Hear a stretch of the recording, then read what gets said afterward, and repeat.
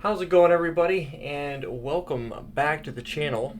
I figured I would start to tackle some of this guy's questions and go from there, and hopefully, you know, be able to start chunking them down. I mean, I think there's about 30 of them here, but so anyway, let's start answering some of these questions. This will be I'm recording this on a Monday, and um, so the more questions you guys ask is going to basically force me to record more videos to answer them. So versus doing just one-liners and things like that. Um, so yeah, that's basically what I'm going to be doing. I've already started releasing the Cisco Enterprise series. I'm looking at doing basically a section of videos per week. I'm actively working on the service provider workbook and doing all that good stuff that goes along with it. So that has been I've been like kind of running through a bunch of stuff that I'm already familiar with, trying to get a good chunk of the book written. I'm in around the 250 page mark already. So it's taking the CCIE service provider blueprint, and I'm breaking it down based off of the Nick Russo CCIE SPv4 comprehensive guide, the IP routing on iOS XE and XR, kind of a combining of the two, if you will, for that. So there's a lot that's going to be going into it. I have no idea how big it's going to be, but it's going to take a while to write. So anyway, with that being said, it's out there. I'm also working on going through some CCDE training, because I will be going to Cisco Live in 2024, and I'll be in Vegas for that week, which is the first week in June. I think it's the first week in June. One second. Now you got me wondering. Yeah, it's the 2nd through the 6th of June. I'll be at Cisco Live. So I'm going through some CCDE training for that, because I've got the CCDE written exam scheduled already, because I want to take a crack at it, and because why not, right? It's a free exam. So anyway, let's get started on this. Well, I'm probably not going to go terribly long, and I'm not going to be able to knock out every question, because I would be like trying to answer them really fast. So if these questions will be included in tech support videos, then I'd love to ask you more. Yeah, you can ask as many questions as you want. I did make a satirical comment about, I'm going to have to talk to YouTube about limiting comments. 100% a joke. If you guys have questions, drop them in the comment section below. The more you ask, the more I'm going to answer. My goal is to be more interactive on the channel. If you were going to go back in time, what networking track or courses or direction would you go in, and why? That's a good question. So when I got into it, I really didn't know. I didn't really have a training platform per se that was like lined out already. Like I didn't know, okay, I'm gonna hit this target, then I'm gonna go this direction after that. I wasn't that oriented yet. So a lot of what I did was, so my first real IT job was working for a school district in northern Illinois. And that job, they had, at the time, Train Signal was the training company that they would contract with in order to get training content. And so I'm thinking back now. I started watching Network Plus, Security Plus, and there's something else. It was probably CCNA, something along those lines. I had dreams of grandeur back in those days. This is going back a while back. Probably, this is what, 12, 13 years ago? It feels like a lifetime ago. Well, it kind of is in reality. So what I ended up doing is, what I wanted to do is I wanted to knock out all of the CompTIA, the A plus, the network, A plus, Network plus, Security plus, Server plus. I wanted to be like well-rounded before I decided to take and attack a particular track. And I remember I was at the district. I was at the main office where the principal and the superintendent sat. And I remember sitting in the office, and the guy that ran the department turned around and he looked at me and goes, "Hey, I don't know what you've got going on Friday night, but since it's Friday night, we're going to be making a change, and we're gonna one of the consultants is going to be here. He's one of the CCIEs that works for a consulting firm. He's going to be here. I know you're like all geeked out about Cisco, so if you're not busy and you have some free time, you're welcome to hang out." I was like, immediately texted my wife like, "Hey, I'm going to be like working late Friday night, observing a change window." It was a simple thing. I don't even remember what we did, but the simple fact that there was going to be a CCIE there, and he was the first CCIE that I'd ever met. I won't name drop here, just for the simple fact that I don't know what he's doing nowadays, but he was the first IE that I ever met. His name was Dan, really nice guy. I did ask a bunch of questions, and I was like, "Dude, I really don't want to make this feel like a job interview, but I'm like, I'm way down here, you're way up here, like you're above the screen as far as I'm concerned." And he started laughing, and I'd actually just taken, I think I took the ICND 1 and I had failed it. And I said, I had questions for him. Like, I didn't understand like the difference between the management plane and the control plane. I didn't understand the differentiation between the two, and the data plane. And he tried to explain it to me, and it kind of made sense, but not really. But then again, it's just like that wasn't his job, and I respected that. But so he asked me, he goes, "What are you doing for training right now?" And I trying to think back, was it CBT Nuggets? I know they're still around. CBT Nuggets and Train Signal. And he goes, "Okay." And he asked me, "Have you ever heard of INE?" And I'm like, "No, I never heard of them." And he goes, "Ever heard of Brian McGann?" And I'm like, "No." And he's like, "Okay." So I was on my computer, which was right there, and he had me pull up INE's website. And back then, INE had a free CCNA course that you could go through. And I'm like, okay. Now, I hadn't passed IC. I can't remember if I had passed ICND 1 or if I had failed it for my second time, or if I was my first time I had failed it and I was going after my second. That was so long ago, I don't remember.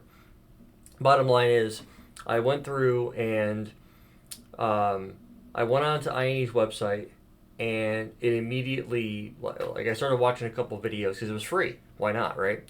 And that's when I got my first introduction to Brian McGann. And I'm sure anybody that's watching my channel and has done any type of research on networking and things like that, you will, I'm sure you've heard the name, definitely a legend in the network training space and stuff like that. So nobody can take that away from him in that respect.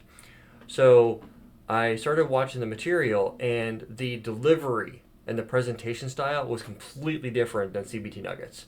And I went through a few videos, and out of the gate, I already started learning more. And the reason why was because it was very structured. And so I remember telling my wife about this, and I said, I realized where I made the mistake. Like, I didn't choose the right training platform. And no disrespect to CBT Nuggets, but there is a night and day difference between a training platform that is kind of purpose built around producing CCIEs, which was what INE's basically job was at the time. If we're talking 2009, 2010, 2011, in that time frame, you got to figure, that's when CCIE, if you were on LinkedIn on a regular basis, you were seeing CCIE numbers popping up all over the place. And so it was very common, and you would see the numbers counting very, very quickly. This is back when they still had a physical lab where you had, 12 or 14 routers and switches that you would configure in a lab environment. So where CBT Nuggets was very, the way I would describe it back then, and I don't know how they do their training now because I don't waste my money on, no disrespect to CBT Nuggets, but I don't spend my money on a platform where I don't feel like I'm getting any value out of it. To me, that's more, if you're looking to get your CCNA or your CCNP, CBT Nuggets all day long. their training style is a lot lighter. To me, it's kind of feel good IT. Um, and I don't ever get into um, to religion or politics or spirituality or anything like this on this channel. It's like completely technical. But the way that I was watching CBT Nuggets back then, and I was watching, you might have heard of him, Pastor Joel Osteen down in Texas. Um, Joel always had this like happy-go-lucky demeanor that he would be in, and feel good, feeling good about God was kind of the thing that I got from him, where he would be like very charismatic in the way he explained things, or the way he would talk about this or that. And so that's where I got kind of like, oh, this is feel good IT. They're making you feel good about it, but the problem was that, in my opinion, there was a lot of opinions in the technical content rather than there was fact. Where I&E was completely the opposite. I&E was slides. There was no picture of the instructor, at least at the time, and the content was very specific. There was, check out this RFC. Here's the bullet points you need to remember. Yada yada yada. Whatever he would put on the slides, then he would go configure it, and things would work. Like, I was like, oh wow, this is different. And so I went through their entire CCNA course back then, and some of the best CCNA material that I've ever been through. And the next time that I took the CCNA, I crushed it. I went from the second time that I took it, I just found the papers the other day when I was cleaning out my closet in my office, and I got like a 725 on the exam. I completely bombed the test. I took the exam after INE, and I got like a 940 because of the fact that the material was so much more concise and accurate. And I was like, okay, well, I know where I'm going to be putting all of my apples when it comes to training. And their CCNP material was rock solid, the way that they described the technology and things like that. But the big thing is it gave me a direction, right? It was like you could basically, for lack of a better term, you could hitch your horse to that wagon and just go, right? You didn't have to worry about trying to figure it out. They had it already figured out. These guys were experts in their field. Brian, the time, was a triple CCIE. The other guy, Brian Dennis, I think he had 5, something like that. And then Brian's added tracks since then. So to me, it's like these guys are active. They're the real deal. So me and thousands of other engineers, did the exact same thing. We all piled. It was either INE or IP expert at the time. If you wanted to get your CCIE, that's what you did. And that's what I wanted. I'd met a CCIE, and that's what I went after. So the question is, what networking tracker courses or direction would you go in, and why? If I didn't know what I know today, and I was going to start over again, I would still take the same initial trajectory, but what I would do is I would have more of a cloud focus. I would incorporate more cloud into it, I should say. I wouldn't be just strictly cloud. I would do more cloud, and I would be a little wider first. I wouldn't go so deep so quickly. And the reason for that is because there's 2 schools of thought, in my opinion, when it comes to getting into the networking or into the IT in general, when it comes to infrastructure engineering. And my opinion on that is you either can be very wide or you can be wide and still get paid well because you know how to do multiple things, or you can be deep and specialize and get paid well, but that's all you do, right? And so back then there were a lot of cool things going on. I wasn't able to really dig into them because I didn't know them very well. So I would definitely spend more time in voice. I would definitely spend more time in wireless, and I would definitely dive into cloud, because you got to figure, when I was in the trenches of CCNP and CCIE, AWS was a thing. I don't think Azure had taken off yet, and this is probably 2013, 2014. AWS was a thing, but they weren't as big as they are today, right? So if you were to ask me, to, like, they were probably one or two big cloud providers. You had AWS and you had Azure. I don't think Google Cloud had really taken off yet, or I don't even think they were a thing yet. But so I would have gone if I was able to take what I not necessarily the knowledge, but the direction understanding that I have today. I would have definitely done more voice. I definitely would have done more wireless, and I would have done more cloud. Um, Not necessarily security, but security isn't a bad thing to have. So um, that's probably what I would have done. And it's hard to say what that would have uncovered or what veil what I you don't know what you don't know, right? So I don't know if that would have been like, oh, well, I'm going to become a hardcore security guy and I'm going to become a bug hunter. You don't know if you're going to get into cybersecurity because cybersecurity is still pretty new, considering it's been out now for probably 6 or 7 years as a main track. But it's one of those things where, you know, security's not really my thing though. That's not what I wanted to be. So I would still be. I want to say I'd still be a route switch guy, but I would have taken it deeper. Or I'm sorry, I wouldn't have gone so deep so fast. I would have, but it was one of those things where I got fascinated by it, and I'm one of those type of people where once I get fascinated by something, I like dive in head first, and I can't like. A buddy of mine a long time ago told me that I might have a mild case of Asperger's because I get so ingrained in something that I can't like pull myself back, and I had to learn how to control that, and that was kind of a challenge. So that's probably what I would have done.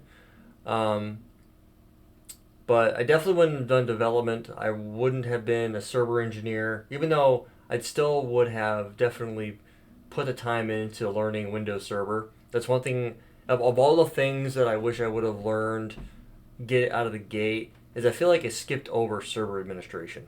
I know the basics. I can set up a domain controller and basic user, and I know the very, very basics of group policy, but I never spent the time to really dig into it. That's, when Microsoft redid their certification structure a few years ago, where they started going everything Azure, and they started to not be so, like with the MCSE being so on-prem focused, I still wanted to go spend the time to where I wanted to set up a lab, and I wanted to build it out to where I would do all the. I had this really cool idea, and I don't know if it's even possible because I never really tried it.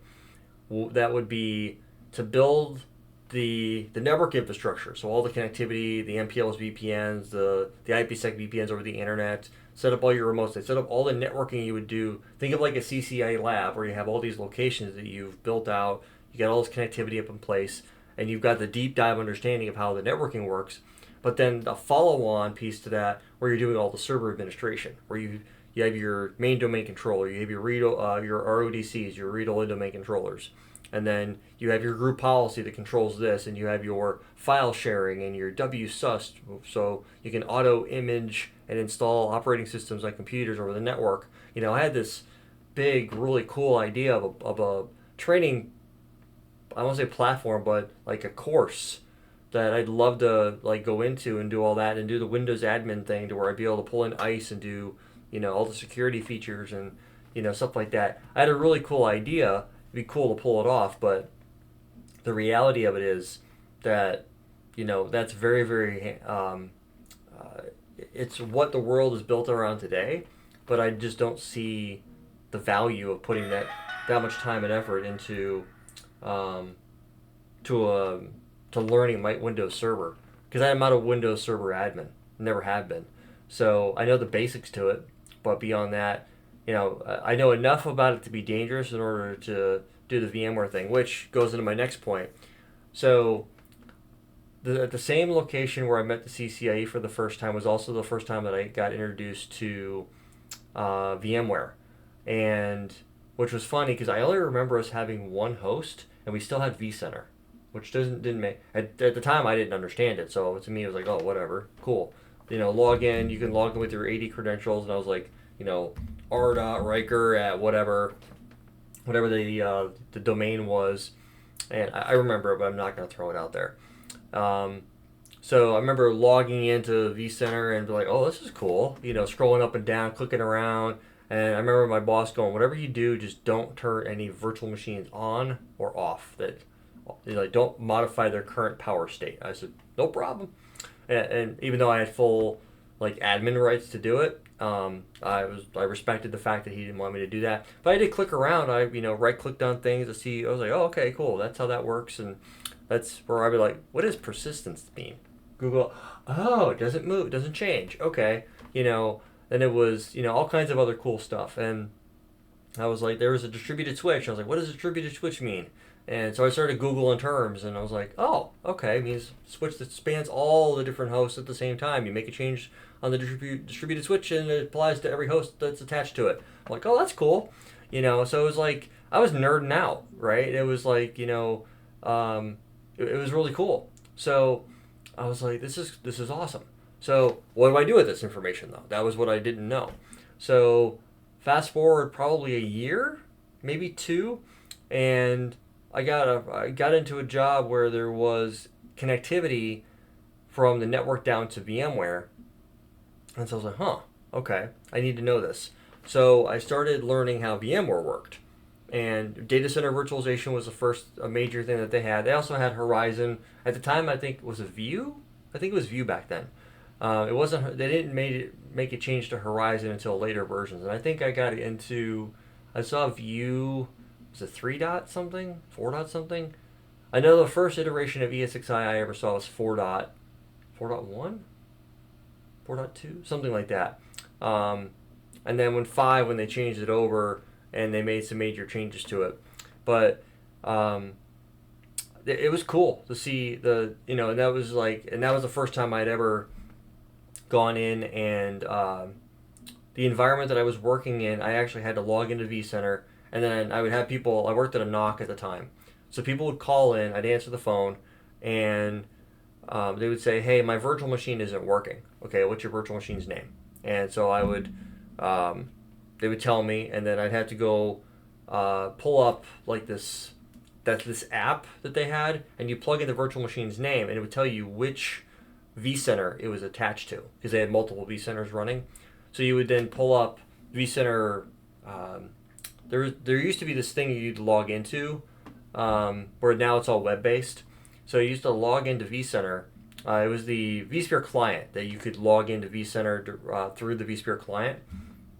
So I did that, and then I would go into the search tab of the thing, and I would plug in the VM's name, and it would pop up. I'd click on it, and I'd log into it to make sure that it was like, yep, it's hung. So I'd restart it through the vCenter controls and bring it back online. It would reboot a minute or two later, and then I'd log back into it and verify that it would come up. I'd see my profile load through group policy, and I'd be like, "Yep, you're good to go. Go ahead and log in." And then I'd see because it was Windows desktop. It wasn't a Windows server, like Windows 7 at the time, I think maybe, Windows 8 maybe, probably more 7. I think this is old enough to be 7.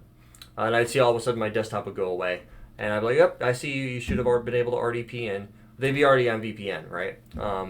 So I'd see that type of stuff. So the exposure to the technology is what fascinated me more than anything, seeing it work. I was like, oh, okay, how does this work? So I remember the next day when I had that user call in, it was an offshore user from India called in. And so I remember the next day I came in my normal time. I was working second shift at the time. And I walked in, I went right to my team lead, and I asked the question. I was like, "Hey, who would I talk to about the VMware environment? I'm just curious about how it works and where it sits and all that type of stuff." And he goes, So he gave me a name. I go, "Where does this person sit?" And he goes, "They're actually supposed to be here in a few minutes. So how about I just ping them until, and when they get here, I'll call you over." Like, sure, that works. So a few minutes later, the cube that I sat at, I was actually facing my computer, and you'd have to walk up behind me. And I was on a call with a customer at the time, troubleshooting a frame relay issue. I'll never forget that. And so I heard a tap on my cube wall. I looked over my thing, and I put my phone on mute. And He's just like, do you have a minute? I said, I'll be with you in just a minute. And so I handled my problem. I knew what the problem was. I fixed it because I had access to the frame relay switch. And so I fixed the issue. And then I got off the call, and it was a Delcy mapping that was wrong. And so then I went and I talked to him, and I was like, where does the VMware sit in here? And he took me into the data center and showed me what set of servers it sat on, and it was UCS chassis, and up to the fabric interconnects, and then from there I went up to Nexus 7 5Ks I think at the time, and the Nexus 7Ks, and the rest of the distribution. And I was just like, okay. So I was like one of the only people in the NOC that ever asked him any questions about VMware. So he's like, do you have a couple minutes? I was like, yeah, I'm cool. And so we walked up to his office, which was a floor above mine, and walked up to his cube, and he showed me this, like, he had this huge printout of all, like, how the entire infrastructure was built out. I was like, that's awesome. So I had this really cheap phone at the time. I can't even remember who the carrier was. It was like one of those prepaid deals.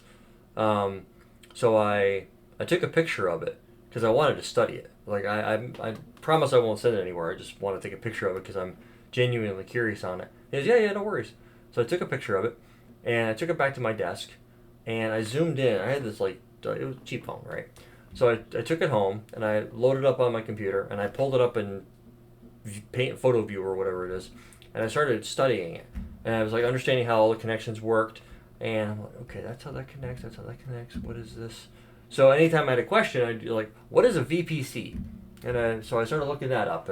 But again, it was one of those things where I've been shown a network diagram of something, and I'm trying to understand how it works. And so I started tinkering with it. And that's when I got exposed to VMware Workstation, and that you can run virtual machines on top of your computer. I was like, what? So I started digging into it, and it was just like, holy cow. And then there's networking that you have to talk to it, and that's when I got exposed to the first time I'd ever heard of a multi-chassis Ether channel. I'm like, what? And because to me, it's like each chassis is its own device. Not with stacking. You can, LACP over an MKEC is what I refer to them as, multi-chassis Ether channel, or, MLAG. And I'm like, this is like, I remember getting all geeked out, like, holy crap, this is cool. So, that's kind of the thing, right? It was one of those things where I started digging into it, and I was just like, that's awesome. Like, I want more. And so I started down that path. I ended up getting VMware certified about a year later, and it took a long time for me to learn VMware. And then, so what was cool was I got VMware certified, and I had my CCNP at the same time. I got my VCP and my CCNP almost at the exact same time. And that opened up a lot of doors. Like being certified in multiple technologies and at a professional or above level was a game changer for me. It definitely, because I could talk to the server team, I could talk to the network team, and I understand both languages. Be surprised how many network engineers or server engineers that manage the VMware environment don't know networking, and vice versa. But I knew both. I mean, I didn't understand the Windows environment per se, but I could talk in detail about how VMware worked, and the vCenter server and vSphere Update Manager, and understanding, single sign-on and how the integration works with all that type of stuff. Now, I'm no expert in VMware. I'm knowledgeable. But it was just one of those things where the further I dove into it, I was like, this is awesome. So I know that's a really long, I wasn't planning on going a half an hour, but once the juices start to get flowing, it's hard to shut me up. But it's just one of those things where the more time I spent on it, the more and more I wanted to get into it. And I was just like, this stuff is awesome. So I don't think I would change. I think I would stay right where I'm at, But then again, who knows? I don't know. Knock on wood, I get hit in the head and I forget everything that I've learned. That's why I take copious amounts of notes, so that if I ever forget something or can't remember how something specifically works, I can always refer back to my notes, which is one of the reasons why I've always wanted to, and it wasn't until this last, it wasn't until the what do you call it? 1 second here. Take care of something real quick.